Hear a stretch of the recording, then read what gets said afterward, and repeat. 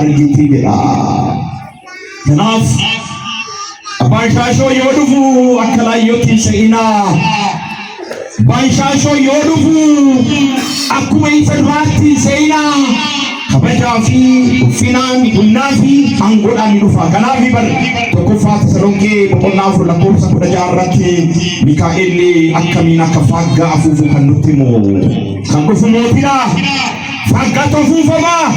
Ergamaan mootichaa qulqulluun Mikaa'el lubbuuwwan bakka boqotan hunda faaggaa afuufetu dammaqsaa murtiidhaafis gooftaa isaa fuulduratti dhufa. Yoo dhufu bari ilma namaa kan jedhame Waaqayyo gooftaa Yesuus Kiristoos homaa ergamootaatiin marfamee aangoo fi humna olaanaa dhufa bar. Ergamaan Waaqayyo tokkichi yookaan lama gaafa lafa qubatu akkamitti akka lafa kirkirsu Maatewos 28 irratti arginee jirra bari. Ibsi lafa akkamitti akka guutu arginee jirra bari. Amma garuu homaa ergamootaa wajjin dhufa.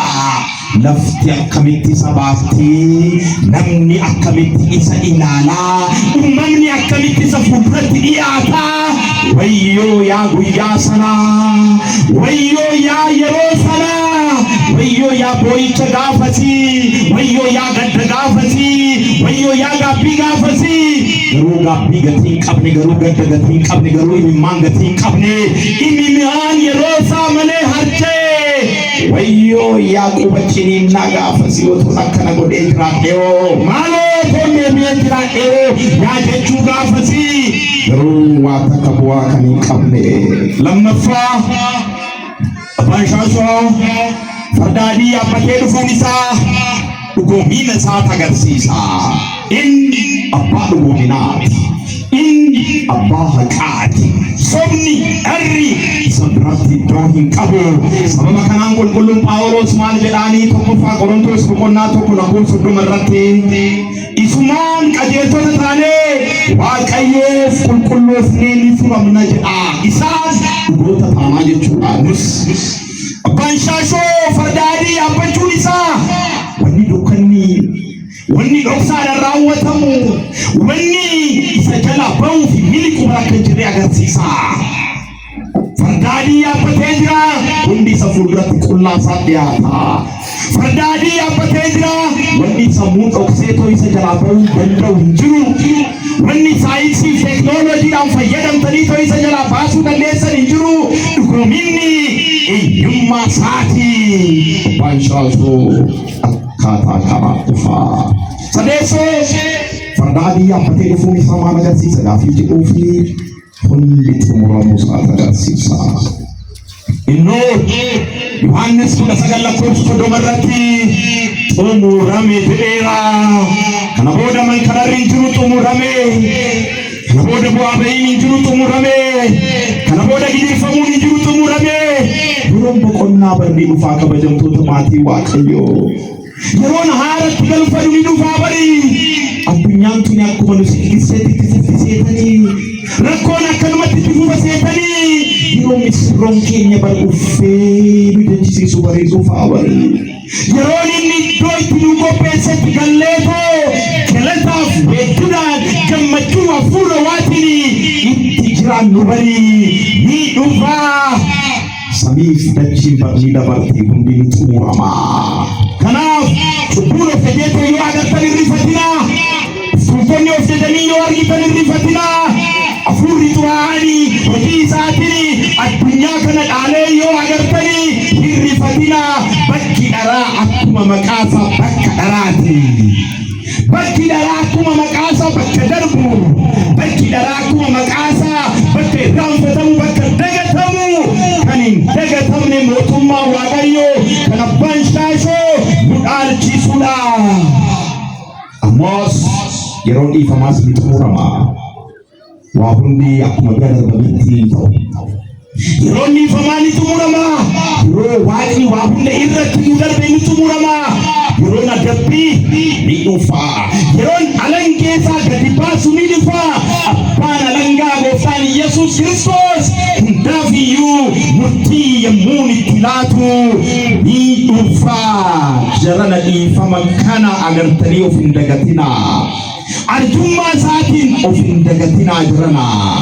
Jarana waaqni argee akkan arginitti waan bira nu darbameefi of hin dagatinaa. Cubbuu keenyarraa haa deebinu, gaaffii haa seennu, daandii qajeelummaa haa qabannu. Oromoo biratti adiin xumuradha. Adiin dhumma agarsiisa. Daarani erga abitti boba'ee xumuramee booda kan argattanidha.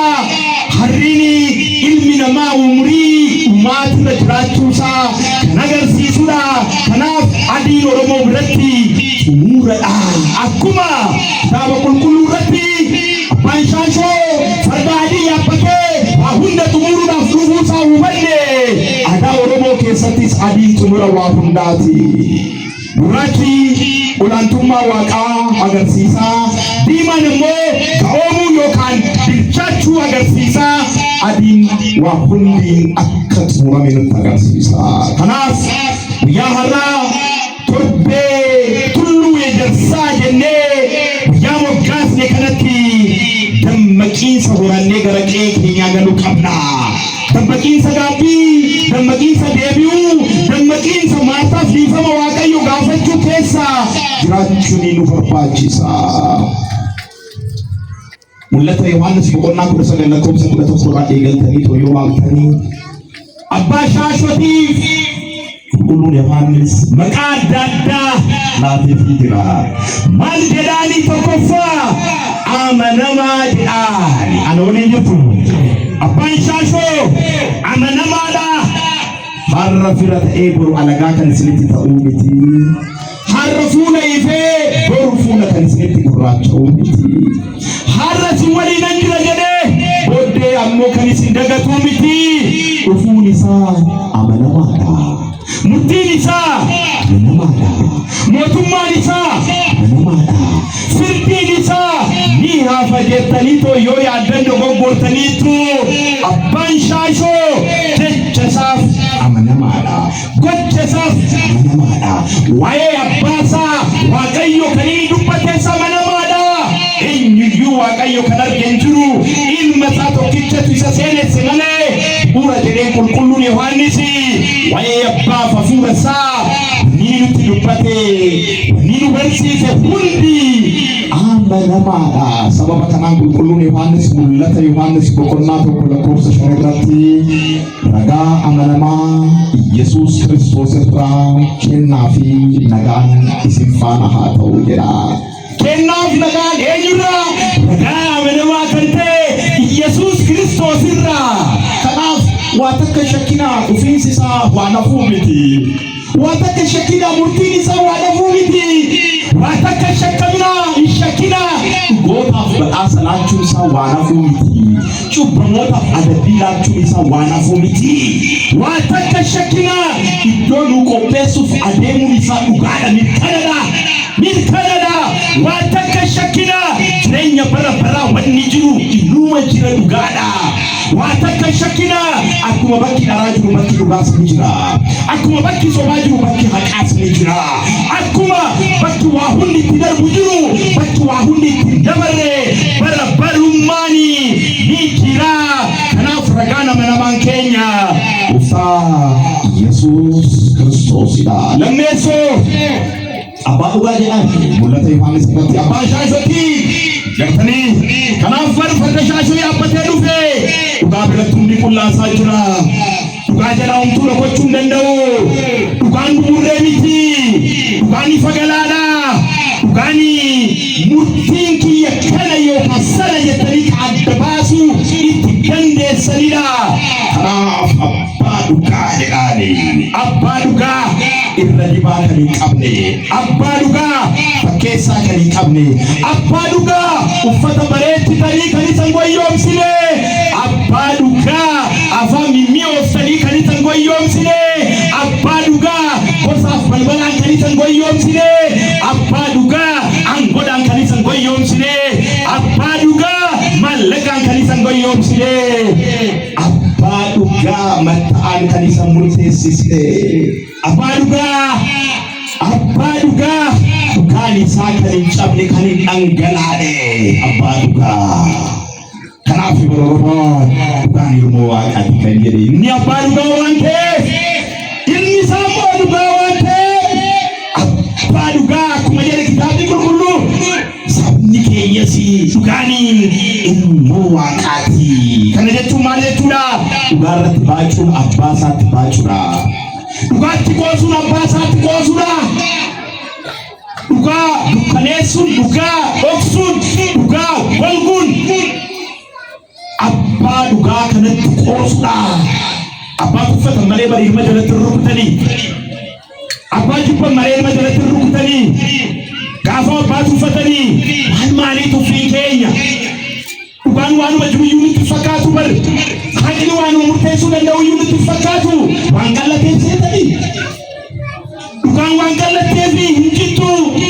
Dugan Wanuka Tevi, Hindutu. Dugani Wandipam Tevi, Hindulotu. Kanafini Aparugati, Kanafi the Wai Officer, Yoruba to Ani Lugara, the Deto Yohannes could have put the Kopsaga Kanutime. Saleson, La Kopsa Pudasani Rati, Waya Pasha, Yoruba to Mopulu Vanisi, Sagalewa Kayuda.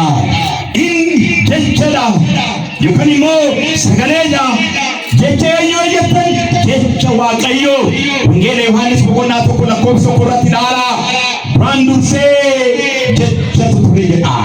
Isuma Duranduse to Resatomo, Presaya Pateto Mutina Frufa, Jechikuni, Wakayo Walin to Regereti, Jechikuni Amo, Wakayora, one phone of Fatefi Shakina in no Wakayora, one Mankarefi Shakina, one Fanora Olefi Shakina, one Bifagarbitaga Batefi Shakina, one Matak Bika Bate, what's another so poor Jerry, Chupu in Manamati, Fisa de Marcela Tefi Shakina in Wakayora, one way Shakina, way, Tifate, Ejra, in Wakayora, Chechature, one Buma Barala Timarami Radala Tevi, and all the size of Dura, Isa Barra, Hadamale, Tidala Tesana, Wataka Shakina, one Ilma Jedamezi, Apanu Murida Nisi Santaru Shakina,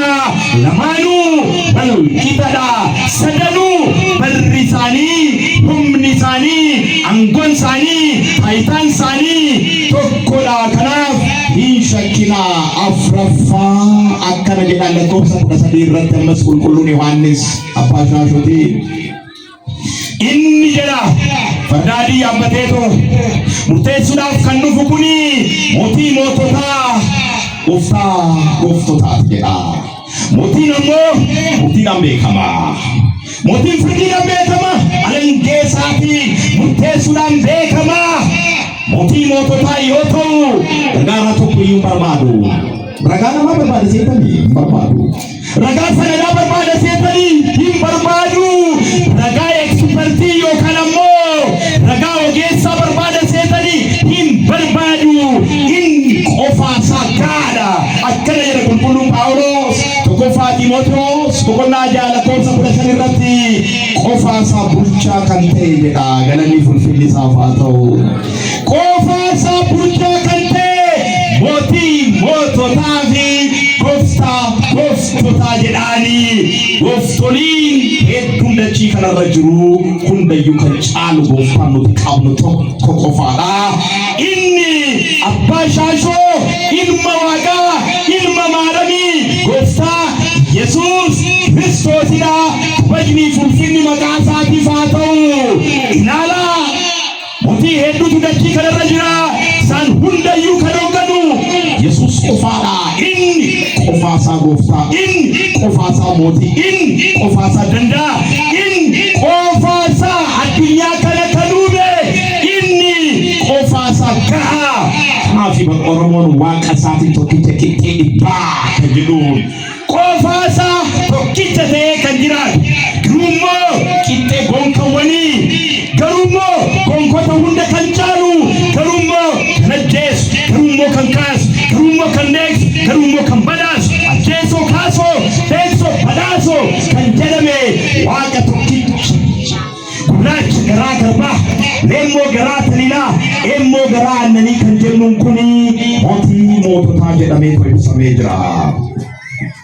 Qabxiin dhumarratti kaasnu abbaan shaashoo farda isaa yaabbatee bakka jirutti qofaa isaa jira iyyoo jettanii lakki.